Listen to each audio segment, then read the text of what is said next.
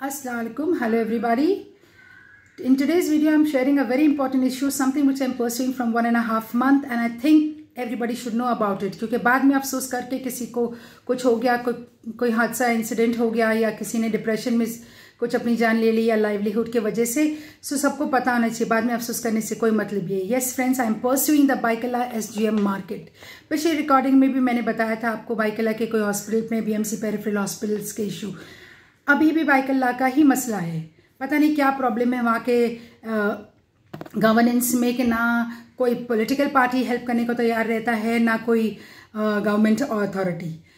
Friends, 7 मई को मुझे एक टेक्स्ट SMS आया था कहते हुए कि बाइकला मार्केट को BMC ने 23 अप्रैल से बंद कर दिया है और इस तरह से कोई वजह से वो लोग खोलना नहीं चाहते और प्रॉब्लम्स है दे रही है पुलिस। इसके बाद 23 तारीख के बाद उन्होंने कहा मुझे कि 24 तारीख को BMC ने एक रूल रेगुलेशन के हिसाब से एक लेटर इशू किया था ये कह के कि इस तरह से मार्केट ओपन होगा। जैसे उनको ये मैसेज आया 9 तारीख को, मैंने ये सब मसला जानने के बाद एडिशनल CP, DCP और मार्केट के रिलेटेड ऑफिसर्स और BMC के वार्ड ऑफिसर और मार्केट इंस्पेक्टर और मार्केट असिस्टेंट कमिश्नर से बात की। खैर, इसमें से एक पॉजिटिव रिस्पांस मिला मुझे DMC जोन 1 से और एडिशनल CP से। उन्होंने कहा वो देखते हैं कि what can be done.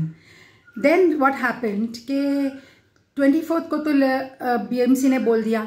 5th 9th को मैंने उनके साथ टेक्स्ट मैसेज में फिर बताया कि इस तरीके का प्रॉब्लम है, आप इसको फिर से परस्यू करो। 12th मई को मार्केट ऑफिस ने फिर से एक नोटिस इशू किया, लेकिन वो क्योंकि लॉकडाउन है तो वहाँ कोई रहता नहीं है, तो मार्केट के इंस्पेक्टर ने फोटोशॉप स्क्रीन निकाल के उस BMC ऑफिस को वापस भेज दिया।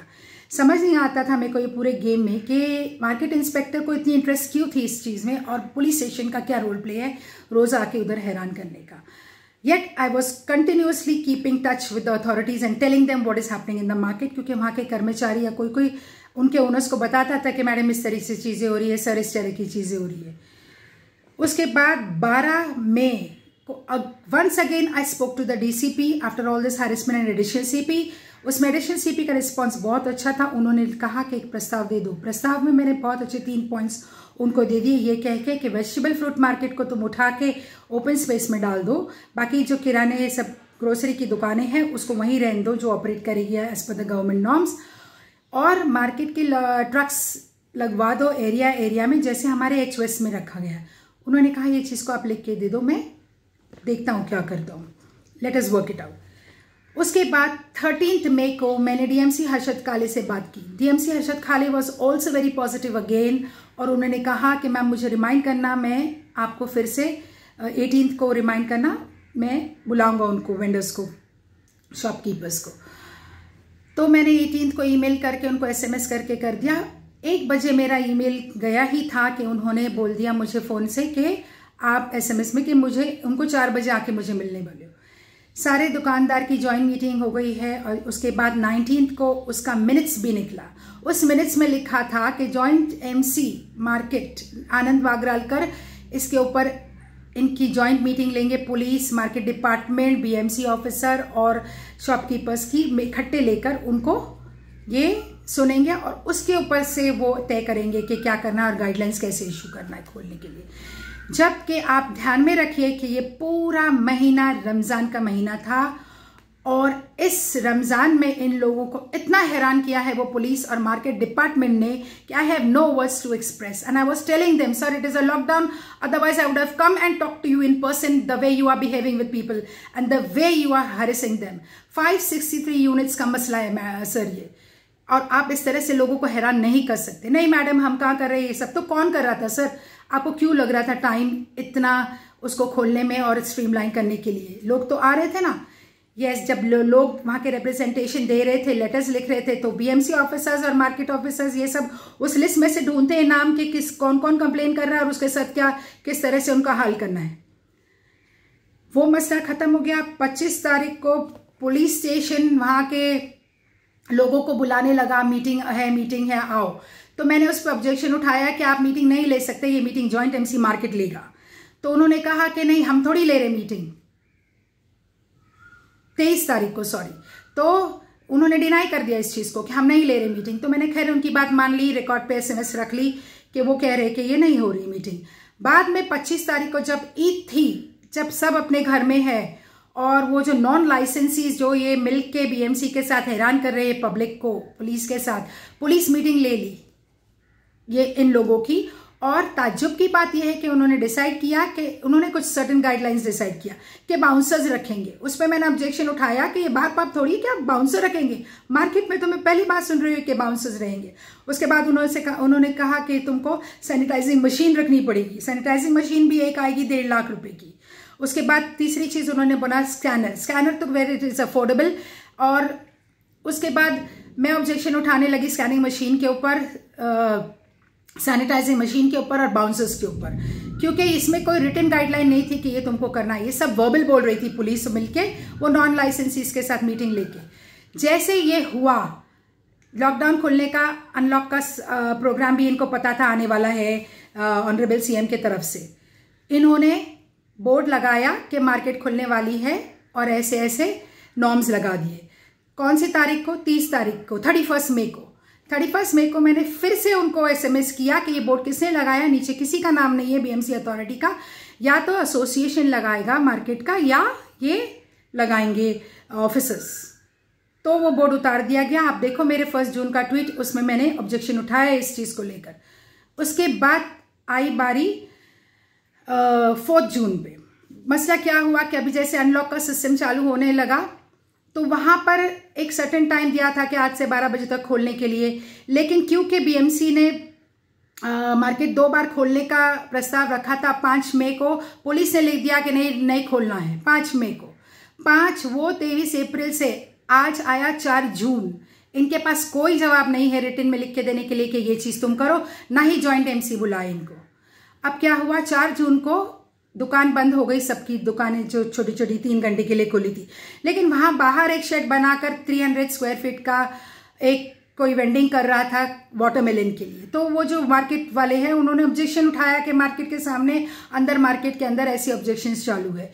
इस बीच में हमने ये महीने में इतने सारे ट्विटर और फेसबुक पे पोस्ट डाले हैं जहाँ रोड पर धंधे हो रहे थे, भाजी तरकारियाँ बिक रही थी और फ्रूट्स बिक रहे थे। मुझे बोला जा रहा था 10-10, 12, 14 टायर्स की ट्रक उतारी जा रही थी रोड वेंडिंग के लिए, लेकिन मार्केट शॉप्स लाइसेंसीज को वो खोलने नहीं दे रहे थे। और हैरत की बात यह है कि सामने रोड क्रॉस करेंगे और पुलिस स्टेशन है, and they were all ignoring all this things. That's the very strange thing that was happening out there. और नज़दीकी में मार्केट का ऑफिस भी है जो चाबी चला रहा था इनको हैरान करने में।